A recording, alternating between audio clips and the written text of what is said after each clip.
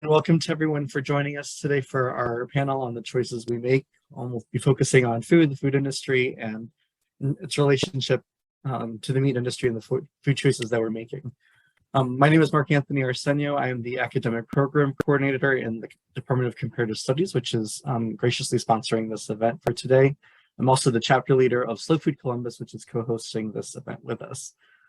We are joined by Zev Robinson, the artist and filmmaker of The Scottish Breed, which hopefully folks have been able to take a look at beforehand. And if not, it'll still be available for a bit after this presentation, as well as a wonderful panel of folks to join us today. What I'd like to do is I'll just turn the mic over to the panelists and have them introduce themselves. Zev will then offer some opening insights and provocations as we delve deeper into the topics that we've got planned. I do have some questions pre-planned in advance, but as you're listening to the panelists, or even as the panelists are listening to each other, if you've got questions, by all means, please add that into the chat, and we'll try and feed those in as best as we can. So I'm not sure how everyone looks arranged here, but let's start with Garrett.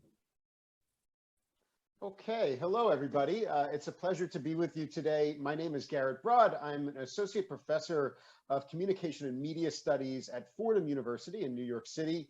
I'm actually going to be changing my my affiliation shortly. I'm going to be joining a state university in New Jersey called Rowan University in the fall. Before we get started, I actually want to say a quick word of remembrance, if that's okay. Nicolette and I were actually at a conference together right before the pandemic began in New York City. And we were joined by a woman named Adele Haidt, who is a scholar and someone very involved in kind of debates and discussions around meat, somebody that I knew pretty well, often disagreed with on a lot of things, but we had a really productive working relationship. She passed away a few months ago, and I just thought it would be, just wanted to note that, and it's also in the spirit of sort of what brings me here, right? So kind of two things that bring me here today. One is I'm a researcher, and I study food systems and social change and social movements. I spent a lot of time looking at issues of food equity and food access and food justice, but I also spent a lot of time looking at debates related to meat, animal foods, veganism, meat alternatives. And so I approach a lot of my work as a scholar, as a researcher, trying to understand these debates and think through the strengths and limits of various approaches. I think why I was really invited though today was because I connected with Zev online, and he was looking for a sort of token urban vegan. And so I am also that. And so I'm not here to speak on behalf of all vegans by any means. I don't think anybody should ever try to do that. But I think part of why I'm here as well is to kind of bring that perspective of a longtime vegan and somebody who has sort of looked at some of these issues and decided, at least on a personal level, to abstain from eating meat. But I think you'll see in my approach, I really do try to have a kind of balanced understanding and kind of bring my research mindset, even as I have my own kind of personal decisions about what I choose to eat. So I think that's plenty from me, and I look forward to hearing from all of you on the panel.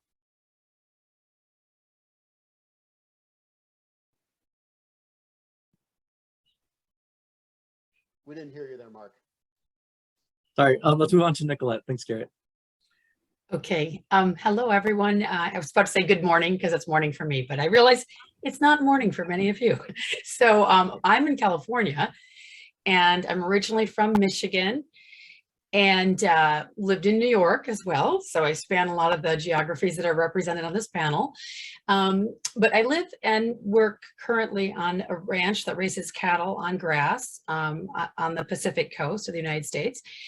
And before, I've been here for 19 years and been involved in the ranch, and I've done a lot of writing and speaking about food and sustainability, but especially as it relates to animals and the food system and meat, and the optimal ways of raising them versus what I think are much more problematic, the industrial ways. And I started out my career as an environmental lawyer. Well, I started out as a lawyer, and then I became an environmental lawyer, and then I ended up working for 2 years on the issue of meat production as an environmental lawyer in the New York area, actually. And then I subsequently moved to California when I married Bill Niman, the founder of the natural meat company Niman Ranch. And then I've spent the last 19 years both as his spouse and as a, sort of a partner on this ranch, and doing a lot of research and writing and speaking about meat, and both from a nutritional and ecological standpoint. Wonderful. Thanks, Nicolette. Let's turn to Vicki. Thank you, and thank you for inviting me. I'm Vicki Hurd. I am in London, England, United Kingdom, Europe. And I am head of farming at the Alliance Sustain, the Alliance for Better Food and Farming. I'm also an author. I've written a book, which was actually published by an American company, Rebugging the Planet by Chelsea Green, all about the bugs, because that's my background, is in entomology and pests and stuff. But I guess I'm here partly, I met Zev some years ago, but I've been working on food policy for 30 years, and I did try and introduce something called the Sustainable Livestock Bill back in 2010, because I was responding to the Livestock's Long Shadow report and all the data back then, which has only got more extreme now. There's a really huge impact from our livestock system, which has just got worse. I did have a wonderful experience working with on the Earth Summit in 2012, and spent some time in New York, and had the man who started the White Oaks pasture speak at one of my side events in the UN, which was fantastic. He gave such a great example of how you can turn around a very uniform monoculture beef system into a multi-functional, multi-species, multi-output, many employment opportunities system. And that was really inspiring. And we've got such here as well. So I'm working with good livestock farmers and people who support agroecological transition. That's what we're working for here in terms of the UK post-Europe policies. So I'll leave it there. I'm sure lots of things come up. And I do eat meat, but try and only eat very sustainably, ethically produced meat. Excellent. Thanks so much, Vicki. We'll go to Denise.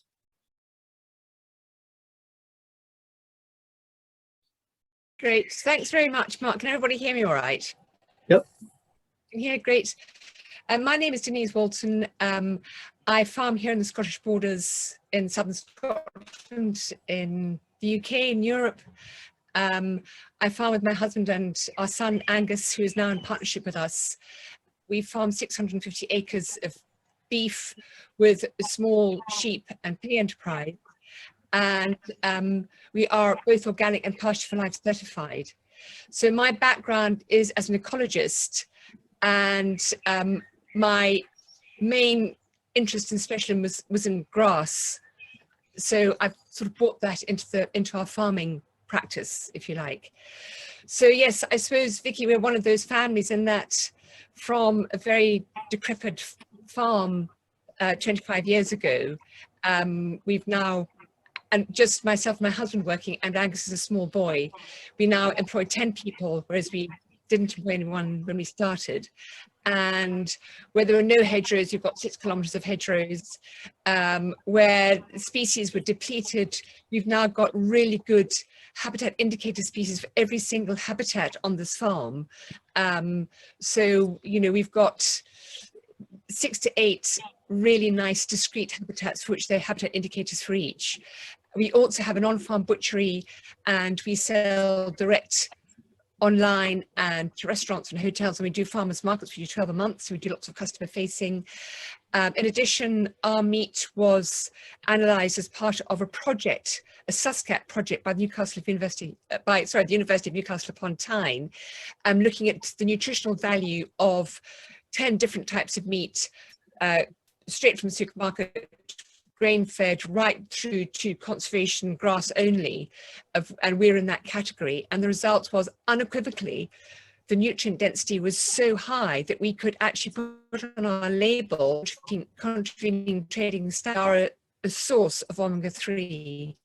So from both the environmental benefit right through to the nutritional value of the meat that beef we supply direct, we can demonstrate that there are win-wins.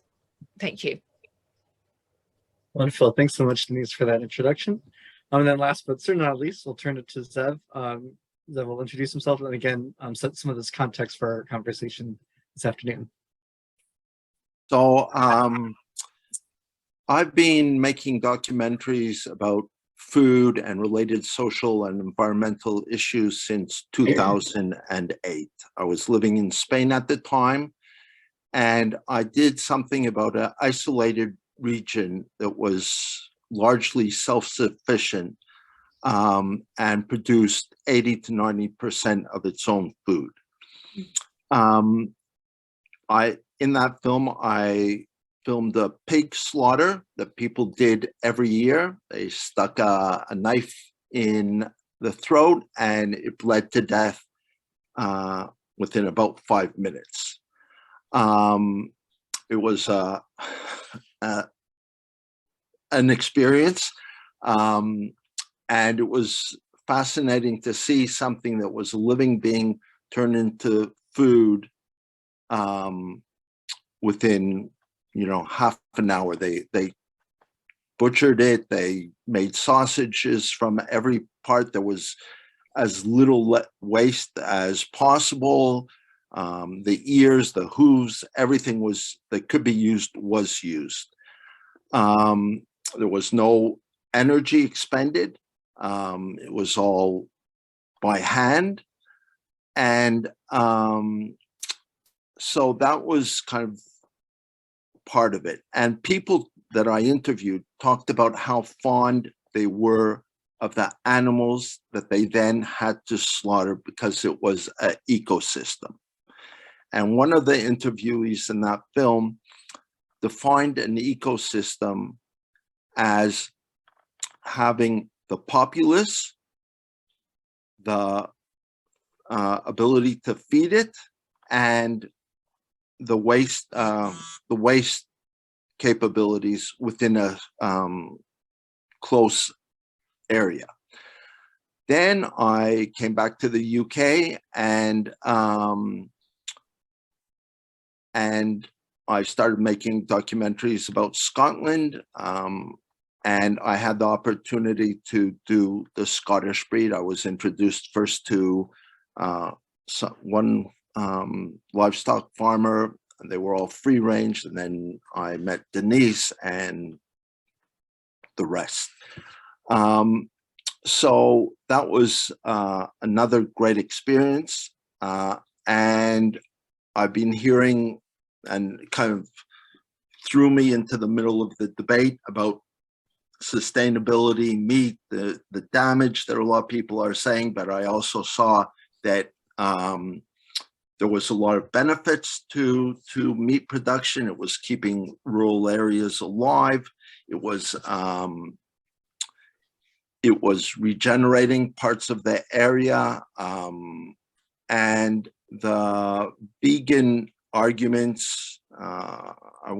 I needed a vegan, Garrett, but in no way do I consider you a token vegan. So that all led to a head, and I'd be very interested. I'm always looking, whenever I make a documentary, I try to look at it from different points of view. But the benefits to the farming seems to outweigh any harm. It's also the conflation of lot farming, where animals or caged animals with free range animals that get to have a fantastic life and a fantastic death. Even if it takes 5 minutes to bleed to death, that's a lot better than most people. I wonder why, for example, people are so focused on how animals are treated when there are human beings around the corner living horrendous lives, inexcusably bad lives that we could easily fix. I wonder if looking at cows per se, or any livestock, is a way of trying to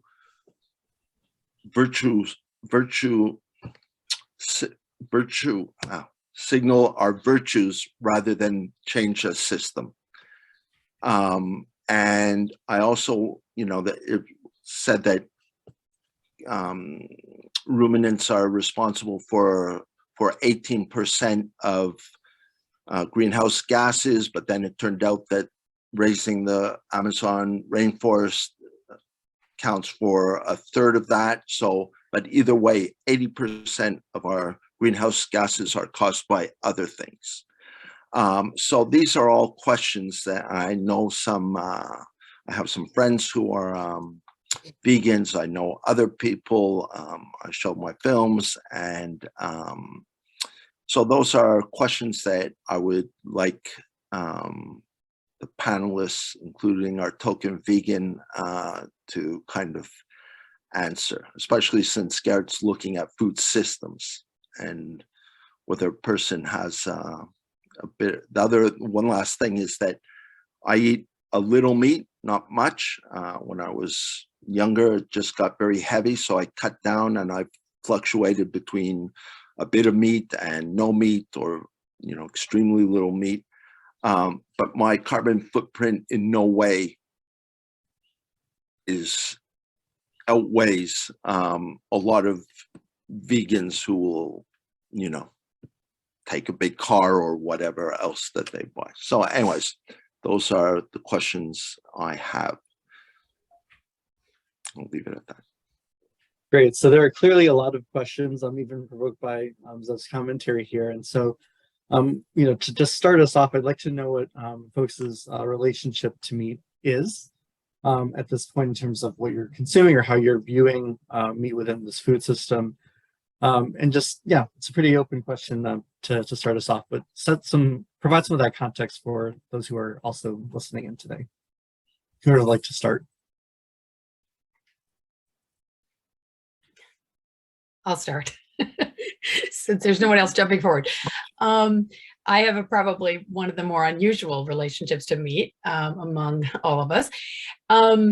I grew up in an omnivorous household, but then I majored in biology in college and was very active in environmental causes. And I became convinced that it would be better from an environmental side and also the health side. I had heard a lot of things that were negative about meat. So I became a vegetarian when I was a freshman in college.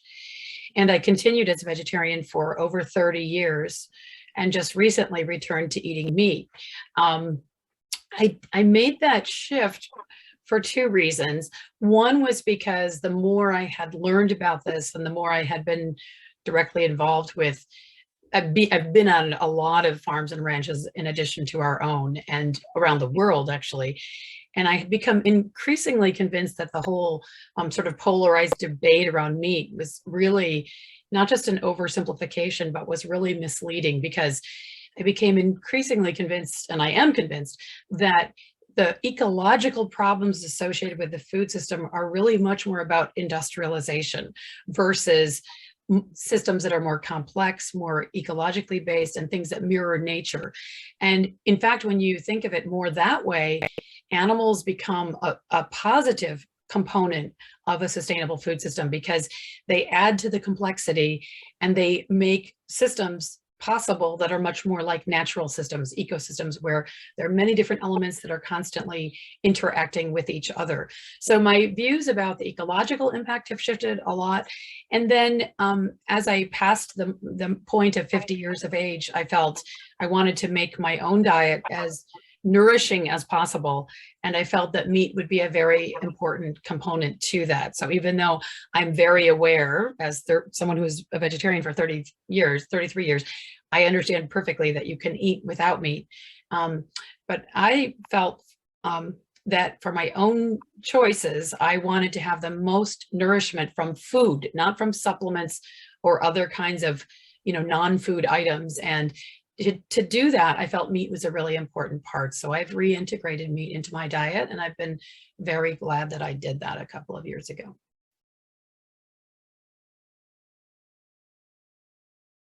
I'm happy to go next, Mark, if you want. Mm-hmm. Go for it. Yes, as I said, I started working on meat because I was working at Friends of the Earth, the environmental organisation in the mid noughties, 2004, and was looking at data that was coming out. I commissioned some research on the big issues in food and farming, and Livestock's Long Shadow report came out from the FAO, United Nations Food Agriculture Organization, which was really a seminal piece of work highlighting the really huge impact of the way in which meat had grown and grown and grown over the last 30 years in terms of in our diet, particularly in the Western affluent diets, and in terms of intensity and in terms of land use impacts. They touched on climate as well, but it wasn't the only thing they were talking about.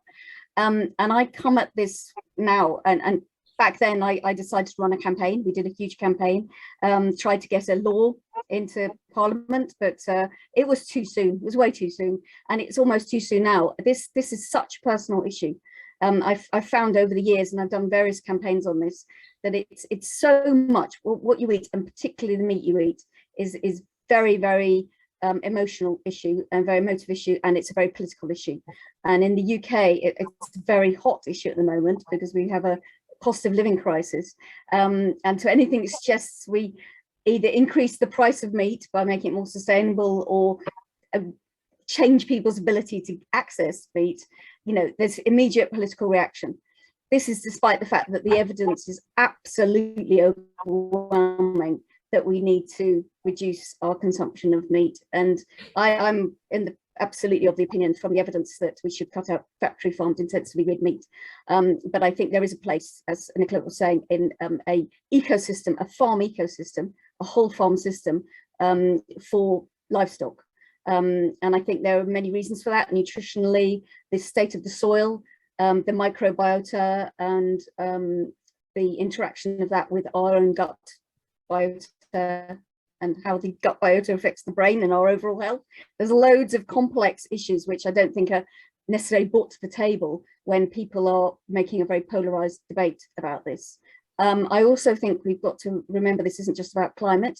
Climate's absolutely an overriding issue, but the nature impact and biodiversity, ecosystems, the state of the water, the soil, air pollution, and biodiversity, absolutely critical. And in some studies, just more important what's happening to biodiversity than climate. And I wouldn't say that, but they're equally important, as are issues of equity and justice in the food system, which brings us onto the issue of industrialized food, which could be plant or meat.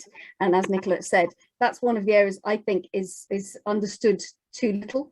And we've leapt into producing very highly processed either meat substitutes, plant-based meat substitutes, or lab meat, as we're talking about, the burgers that are made in a lab. And they are potentially replacing the factory farmed meat, potentially replacing the good meat, which is not, the sustainably produced pasture-fed meat, which is not a good thing, but could be countered by proper labeling, enforcement of labeling regulations that show just how the meat is produced, and encouraging consumers to choose wisely. But it's also exacerbating very deep problems of power in the food system when you leave it to a very small number of large corporations, many of which are very big cheap meat producers who've now bought a lot of the plant-based meat substitutes. So you're perpetuating a problem if we're going to go headlong into large-scale industrial processed products, whether they're meat or not.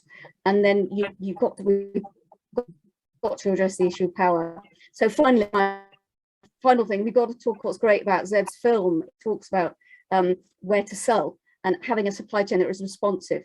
And that's one of, I think, the biggest, wickedest problem that nobody's talking about enough. Both regulation and supply chain, and building really responsive, good, flexible supply chains who will buy products more directly from the farmer. And that matters for meat, it matters for plant products as well. It matters for farming and farm workers and all those kind of things, because so much is sucked out of the food system into offshore tax havens or huge salaries of executives or shareholders. And that's for me, that's one of the big problems, overarching problems of the food system, and meat being such an impact on the environment and biodiversity, purely by its land use impact, if nothing else. It's obviously very much at the heart of the problem, but it's not the only problem. Great. Well, with that, with all those different pieces together, Garrett, I wonder if you might be able to speak a bit just in terms, I mean, that's a lot to take in there, Sure, but yeah. Sorry, not definitely, too No, much. no, no problem. there's definitely a lot there in terms of, the systems approach and how all this interacts, but also then again, these choices that we're making to eat or not eat meat. Yeah. So there's so much there, and we would need a 4-hour panel here to get into all of those. So I'll try to be succinct. So I'll say a little bit again, kind of about my personal and then about my professional. So on the personal side, I decided to go vegetarian and then shortly thereafter vegan about 15 years or so ago. And it was a decision that came through a kind of interrogation of some of the issues that we've been discussing here, right? Some of the major environmental and social costs, the ethical challenges and problems with particularly industrialized animal food production.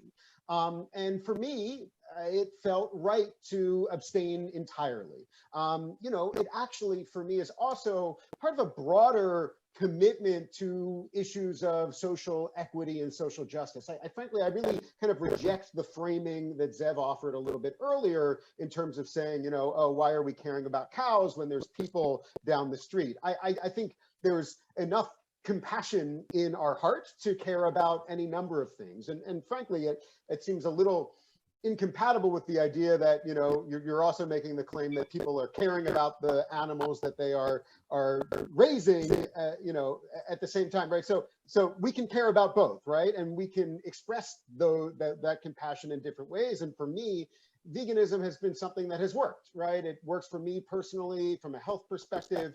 I recognize that my individual decision making around what I eat and what I don't eat is not going to be the thing that solves climate change at the same time, right? But it's something that works for me. And I think it's an option for many people who feel like they'd like to opt out of a system, just like in many ways that we, choose through our consumer practices to buy or not buy a variety of different things. I'm being asked to increase my microphone volume a bit. Is that better there? That's much better. Thank you. Sorry about that. So I hope you got at least most of what I was saying. But so that's the kind of personal and how I got there. On the professional side, I am a skeptic of all things solutionism. Okay, that's kind of the way I come to this. And so I am deeply skeptical of anybody who says, I have found the solution to our food system problem. Whether that's someone saying that it's going to be factory farmed beef, and there are plenty of people who say that actually factory farming is the solution. That's the only way we can feed the world and do it sustainably. Whether it's folks who say actually what we need is alternative meats, and that's going to be the solution, or whether it's folks who say that it's going to be grass-fed beef alone, and that's going to be the thing that heals the world and feeds us all. Everything has trade-offs. Everything has trade-offs: cultural, economic, social, environmental, labor, right? These are all things, land use, these are all things that come with food systems, because food systems are complex, they're interactive, and they're so, given the complexity of these systems, there's not going to be any single solution that's going to work perfectly for all people in all contexts. So that's kind of how I approach this stuff. And so I kind of make it my work to, depending on the room I'm in, try to kind of poke holes in anybody's sort of one big idea, one big solution. And so that means oftentimes being in rooms with folks who are vegans and say the whole world just needs to go vegan. And I say, well, here would be some of the drawbacks of that, and here's what that wouldn't solve. But it also means sometimes being in rooms like this and pushing back a little bit against some of these ideas about a kind of small scale industrial animal food production, which I think does have potential benefits when compared to the alternatives of industrial food, but also comes with some of its own trade-offs. Some of those trade-offs that I think are actually represented quite well in Zev's film, which we can maybe get to later. But I'll leave it there because there's so much more to say and other folks we want to hear from. Great, and perhaps Denise, you can talk about the choices that you're making in terms of the operations that you've got. Great. There in Salem. Okay, can you hear me all right? Yep. Thanks, Mark. So yeah, I eat meat every day from our farm, and I absolutely respect everything that Garrett's saying, and I think people can choose how they get their meat. I choose not to buy from the supermarket for environmental, political reasons. And I choose not to eat meat that isn't what we have farmed, unless I have to, from a marketing point of view, taste a certain flavor. So those are my choices. And I think people should have choice. But where we are now on our farm, and actually re-watching the film that Zev did with us and others, which is now 3 years old, I see how we have come along this agroecological journey, even in the last 3 years. Because where we are now is we don't farm our beef, we farm with them. So we're farming with our animals and we are farming soil. So soil is the focus of the way we farm. And we aren't just producing meat to sell to people in order to generate an income stream. Of course, we need a livelihood. You know, and we employ people, and we are entirely dependent on the income that we get from our farm. But it's producing an incredible multiplicity of benefits. From a human perspective, of course, it's employment. It's actually, in the last 30 years, we've produced a really, really pleasant environment to live in from a very intensive, as I said earlier, decrepit farm environment. And we can see the biodiversity benefits. And also, while we've only, in the last 3 years, done one soil assessment baseline, which includes soil organic carbon, organic matter, microbial respiration, so it looked at absolutely everything. We could see the benefits of our farming in terms of the richness of the soil biodiversity. We've got a long way to go. I'm not saying by any means that where we are now is perfect, but I think what we've got is a way of farming that is producing benefits. And I'm very minded to focus, and of course I have got an ecological background, on the fact that we have been told that it's code red for humanity. We have got 9 years left of our ecosystem decade for restoration. And come on, guys, we've got a lot to do in less than 10 years. And I think we can do it. I'm an optimist. We need to do something that's quick and that's to scale. And I also, while of course biodiversity is my great passion, and we've got to focus on climate change and we've got to focus on greenhouse gases, they are not the only issue. We've also got to focus on water vapor. We've also got to focus on building, as one of my heroes, Walter Yannis says, building our soil organic carbon sponge to kick the hydrological cycle back into action. So the way we've farmed, and I take it what everyone says on board, for the last 70 years, really since the end of the Second World War, is we've disrupted natural cycles. We've disrupted the carbon cycle, we've disrupted the nitrogen cycle, and more importantly, we've disrupted the hydrological cycle. So we need to very quickly, more than anything, get the hydrological cycle kickstarted, because, folks, we've got a cat's chance in hell of reabsorbing the carbon that we've been spewing out for the last 300 years, especially in the last 70 years. So we need to get real on what we can do as farmers. So as a farmer, what we step out to every morning is soil. And it's in the soil where we have our solution.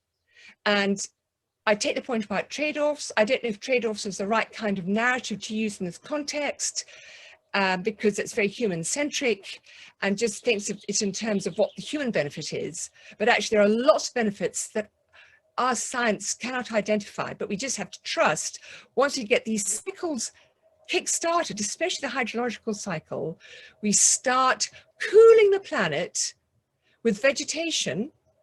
And certainly research is seeming to point to grass being the quickest way to do that, to reabsorb and regenerate the soil organic carbon sponge, and it needs to be grazed by herbivores. Let's address that a bit later in the discussion. And I'm not trying to push this argument in a way that favors the way we farm, but we're just being pragmatic. We need trees as well, but we need to revegetate our planet. And could I make a point there? Sure.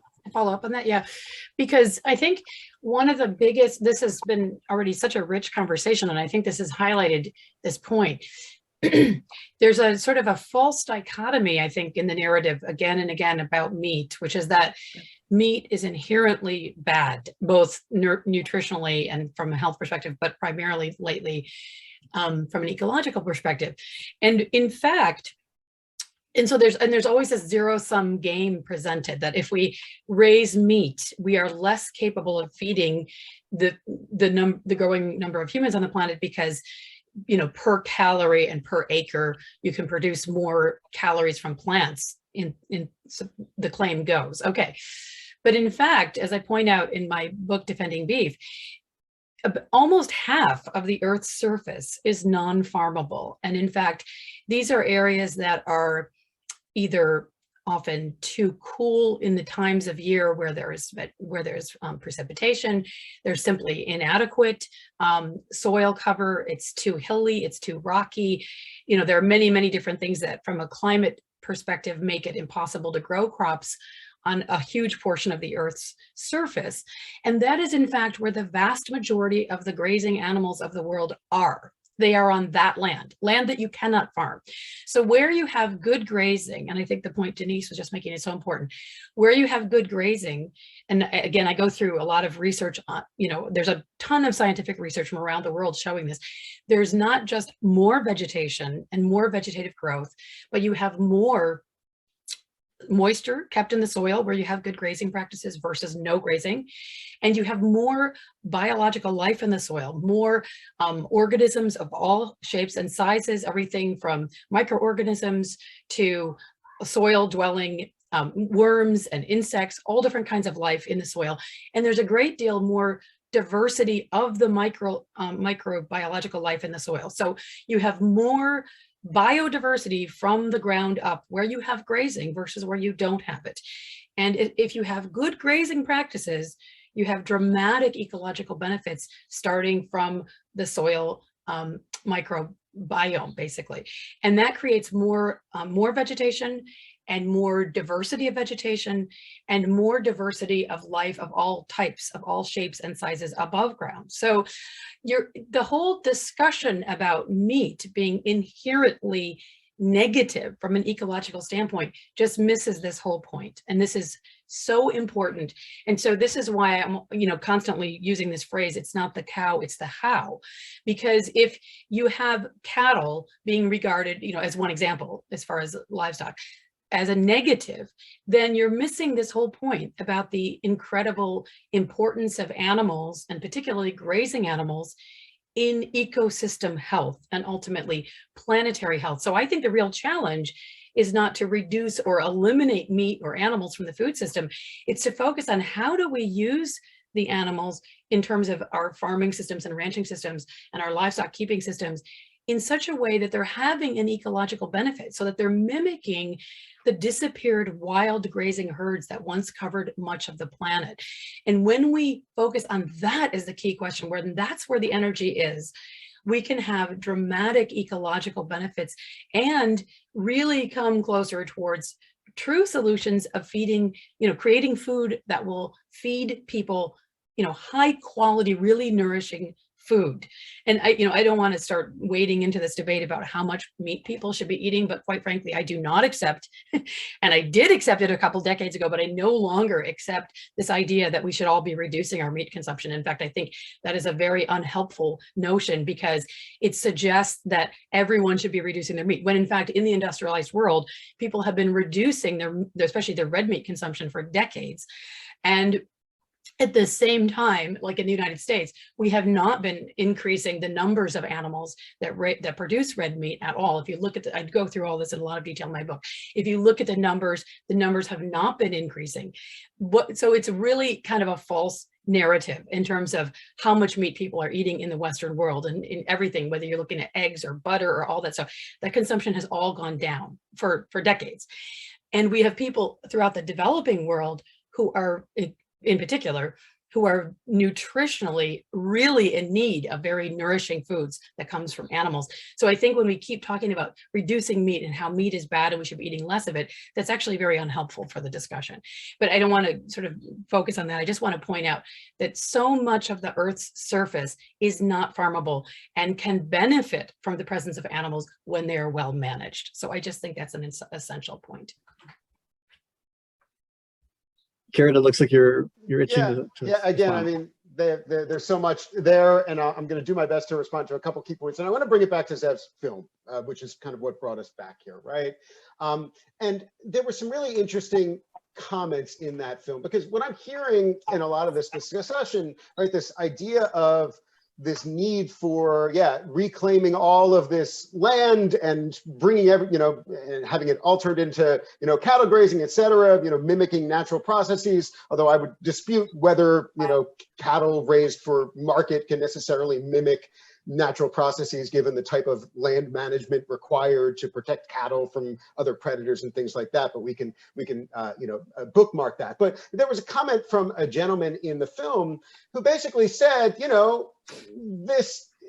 this way of doing things in the Scottish Highlands, we don't have anybody who wants to do this work anymore. And we have aging farmers, and we have everything that's closing because of forces of consolidation that have happened over the course of time. And I just feel like there's a disconnect between some of these economic realities and the kinds of visions of kind of reclaiming future agricultural practices through these traditional methods that I'm hearing in this conversation. And frankly, I've got my copy of Defending Beef right here as I was going through it before this conversation a little bit. It's sort of like there's this best case scenario of reclaiming rural livelihoods that I just don't see the plan around that, other than just wishing and hoping it will happen. And then also focusing a lot of the vitriol against vegans and vegetarians and things like that, about that being the problem, when really the issue of what's happened to rural communities is the consolidated meat corporations pushing out small-scale farmers through their efficiencies over time, as well as the choice that people have made over time to not want to do that kind of work and not live in those communities. And so I'd be curious to hear, like, what is the plan for a revitalization of these rural spaces, encouraging people to come out? And then also, how do you prevent, because we have seen sort of during the pandemic, for instance, a lot of folks who decided, hey, I'm going to leave the city and I'm going to start farming. And many of those efforts have been complete and utter failures because they haven't thought about the market viability of doing that kind of work, nor the skill and challenge of that kind of labor. So I'll maybe leave it there again, but to finish off by saying, I think within Zev's film, we see many of the answers of what the challenges are here. And the problem, as I see it, is not necessarily people choosing to eat an Impossible Burger every once in a while. Great. So Denise has her hand up, so I'll have Denise respond to that, and then Vicki's got comments after that. Great, thanks, Mark. So actually, Garrett, you raise a very important point. And it's actually alluded to in Zev's film. I mean, I sense there's an undercurrent in Zev's film, which was quite threatening. But the really important issue is here in the UK, I don't know if it's the same in the States, but we have a really deepening mental health issue amongst our farmers, and also a very serious debt problem. So, farmers here in the UK, our governments want us to be exemplars of environmental restoration, farming itself is saying we are the solution to the problem. So there's a huge responsibility being placed on the shoulders of farmers to actually provide the solution, when actually farmers are low in confidence, there's this mental health issue, and there's a big debt issue. So you're right, that needs to be tackled to solve the problem, or be part of the solution. But the solution is certainly possible, and it is much easier, I think, than people reckon. And I certainly don't think it helps for this argument to polarize between, you know, vegan, non-vegan, because we're all part of it. You know, we're all, you know, that lovely Walt Whitman song, you know, I am multitudes and I am in multitudes. So what affects you in America is affecting us here. You know, we're all part of the same system. We all need to pull together to make a solution, because we don't have a lot of time. But certainly it is also about being empathetic to the capacity of groups of people and farmers to do what they need to do to transition. I think it's possible, but yes, let's have more empathy, and thank you for making that point. Great. Thank you, Denise. Vicki? Yes, I mean, all very good points. I think there's two things I wanted to say. The first is that we often end up talking about beef and lamb. You know, I've been in many meetings, we all talk about beef and lamb, and we forget about the chicken and the pigs. And there is absolutely no doubt that there are extremely good evidence that we need to reduce our consumption of chicken and pig meat.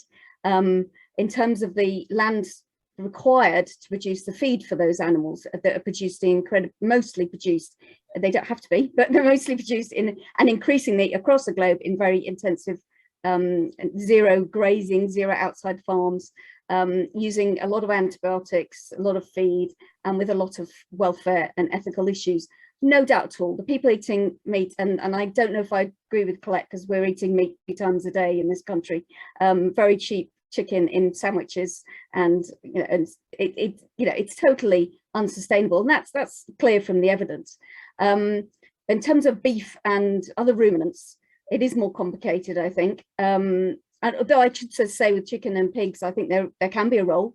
Pigs were originally reared and bred to be the waste rollers of the food system. People give them the waste foods and the co-products of a food system, and they do that very well, and they're incredibly highly intelligent animals, and we should treat them well. As ditto chickens, they can be part of a system, as I've seen in many farms, and that farm in Georgia, which I mentioned, was doing a fantastic job using all the different breeds in a system which was sustainable.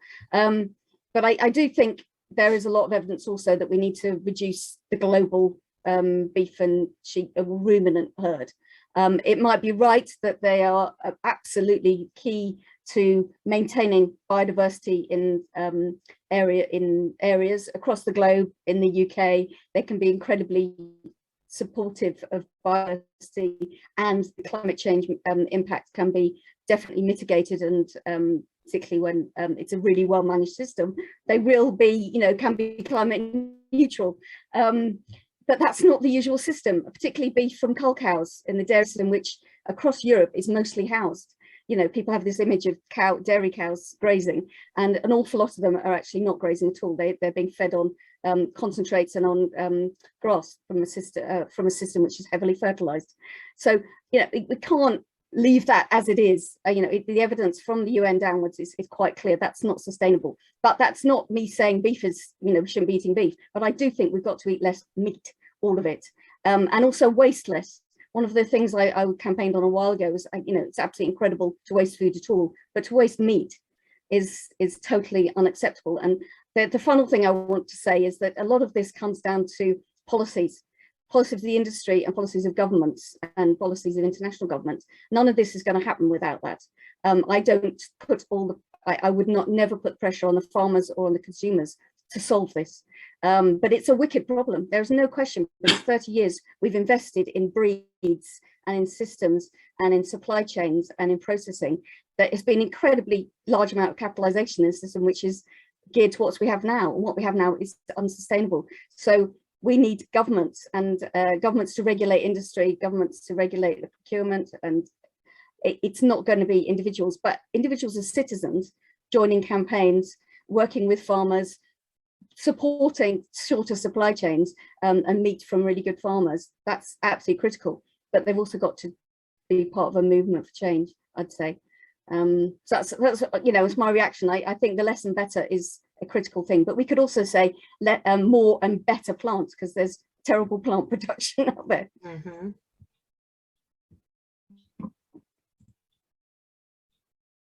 Zev, you got your hand up there? Yeah, so there's a chat question about whether our system reward factory farming methods and leave the quality market to the well-to-do and restaurateurs. So it depends how you want to define the well-to-do, but if you flip that question, then you see how that starts leading into all the other things we've been talking about. So why is it that so many people are excluded from eating quality food, both meat and plant-based?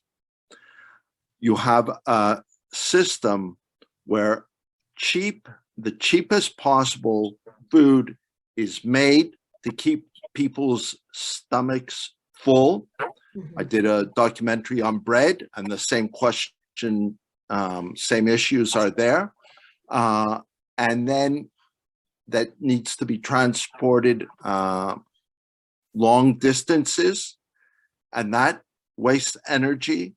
So then the question really is, how do we make sure, if you want to have a more sustainable ecosystem, if you want to feed, support farmers that are suffering from depression, you have to change the system. You know, the small farmers have to be given the same subsidies and the same opportunities and benefits. And I've had other interviewees in other films talk about they're not asking for everything, they just want to level the playing field. And that could be done by giving people decent wages so that they can afford decent food rather than the cheapest of the cheap factory farmed animals that never see the light of day.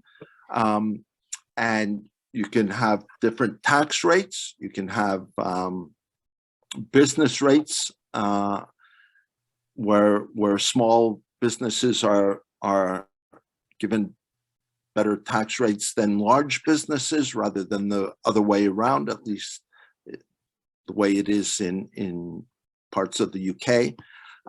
So that's the underlying theme as far as I can see.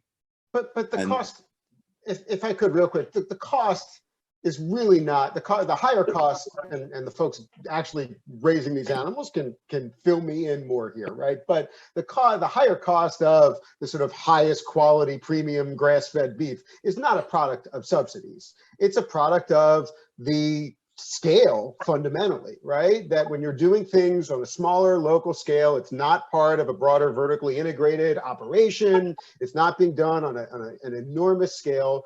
Your costs are going to be higher. And so again, I still don't see, unless you're truly subsidizing that type of food at a really high level, I don't see how without, you know, scaling, this type of product becomes anything close to price parity. But there's this kind of feeling that scaling is bad in a lot of this community because that leans towards industrialization. Now, we can bracket the fact that, you know, many of the most successful companies that sort of go under the banner of grass-fed and things like that are actually owned by major agricultural conglomerates as well.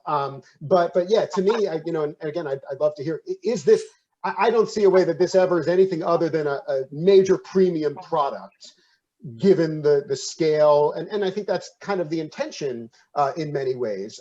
You know, so if you really want people to have the money to afford this stuff, you need a kind of much broader social welfare revolution in order to put money in people's pockets if that's the choice they want to make for how to spend their money. Okay, I have to respond to some of the things that have been said. I'm sorry, Denise, I see your hand is up, but let me just jump in here for a minute. Sure. A few things. First of all, I think this whole question of how we would do this is kind of part of a lot of what's been talked about. And I think it's important to note that there's a tremendous resurgence of interest in agroecological type careers among young people. My husband and I were the keynote speakers at the Young Farmers Conference at Stone Barns in New York a few years ago, and there were hundreds of young people there. Not one single person that I talked to, and I talked to dozens of people in attendance, had grown up on a farm. These were all people who had gone to college and studied banking and other careers. And probably many of the college courses that some of you are teaching, you experience the same thing. These are people coming from elsewhere because there's this tremendous interest in this idea of regenerative farming. And I think the loss of labor and the exodus from the rural communities is very closely tied to the industrialization of farming. People kind of were driven out of a profession in a way, not just by prices, but by the fact that it was a very unappealing profession. And what's so attractive to so many young people about regenerative farming is it's interesting, it's challenging, it is complex, and it is something that they believe is socially important, and it is producing not just ecological benefits, but tremendously nourishing food. And I don't think any of these young people, and I've met hundreds of them all over the United States and in other parts of the world, they're not viewing this as producing niche foods for wealthy people. They are really interested in remaking the food system and reclaiming the food system and creating sort of all these ecosystem services while producing beautiful, delicious food that can really nourish people in their own communities and in their own families.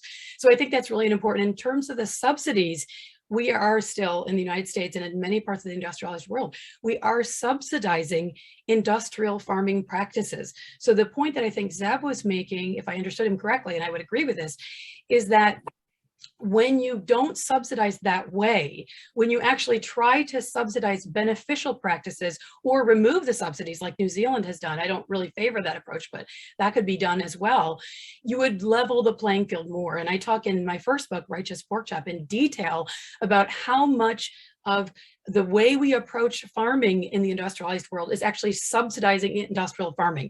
And part of it is by simply not enforcing the environmental laws, which these big industrial operations, both plant and animal, are widely violating, but we don't enforce the environmental laws against them. So there are lots of different kinds of subsidies, which if removed would make it more viable for these smaller scale, more regional producers. And a final point about that is that I think that this idea that, you know, this is some kind of elite product is really ignoring this whole idea that we just need to fundamentally remake the food system to make it more regional, more locally based, and more focused on feeding people nourishing food that is raised in a sustainable, ethical way. So I really think a lot of these things are red herrings that have been thrown up as, you know, objections to this idea that you could have truly ecological farming involving animals as the norm. I think we must do it. Great. Denise, you've got a comment there, and then we'll start to, I know there's, we could, like Garrett said, we could talk about this for 4 hours, but we'll start to wrap up. But Denise, if you'd like to go ahead. Thanks, Mark. So absolutely, we absolutely do not industrialize to scale up to make cheap food. That's the big problem. That's what we've got to stop doing. And because we all know and that you have huge externalized costs, and we know all about that. So I don't have to go through the environmental, the health costs of industrialized food. And we absolutely do need to localize our food chains. We do need to bring food back to localities, and we do need to focus on urban farms. And absolutely, agree with what Nicolette is saying. I mean, here in the UK, there's growing interest.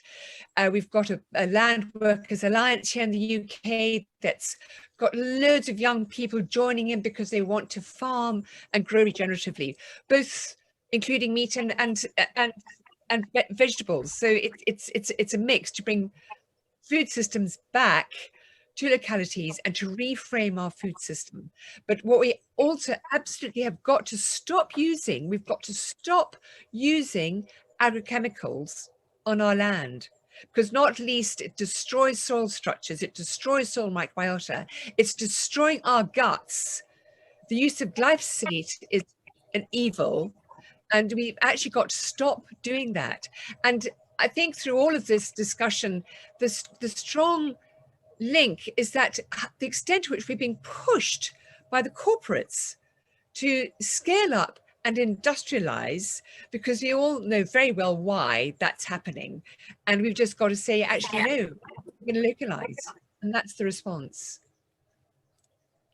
Great, thank you, Denise. I see that there's questions here. Anything that we don't get to, I'll send the questions out to the panelists, and hopefully they can respond to those offline. But as we wrap up, I'd like everyone to have a final statement here. Again, bringing this event is being co-hosted again by Slow Food Columbus. And so, plant or not plant, we're looking at food that is good for you, good tasting, food that is clean for the environment, food that is fair for the producer and the consumer. How can we bring these pieces together? And it's sounding like with all of these different things, I forgot who mentioned it, this is a wicked problem, right? I think Vicki had mentioned that. It would be great to just start from scratch and start the process over. But how do we think about these things and make these choices as we're trying to promote something more sustainable, something more meaningful? So I guess just with that in mind, I'd like to give the mic to each of you just to kind of wrap up and share some final thoughts before we close out the event. Whoever would like to start. I'll just go quickly and say, I too want a healthy, equitable, sustainable food system. And that's what I've been spending the last 15 years of basically my entire professional career focusing on. And I just think that it's complicated. And, I kind of leave it there, and I really am just, would encourage folks to be critical, be skeptical, not just of things that kind of go against what your perspective is, but also to look internally at your own movements. That's something I try to do when I look at vegan movements and other alternative, movements, but I've also worked very closely in things like urban agriculture and local community economic development around food. They all come with their challenges. They all come with their possibilities and potentialities. And so I think we're best served when we're deeply critical of all things that basically promise to be solutions, and try to figure out how, through this complex food system, we might develop a set of complex solutions that can get us towards a more sustainable future, even as we recognize there's never going to be one single way to get there.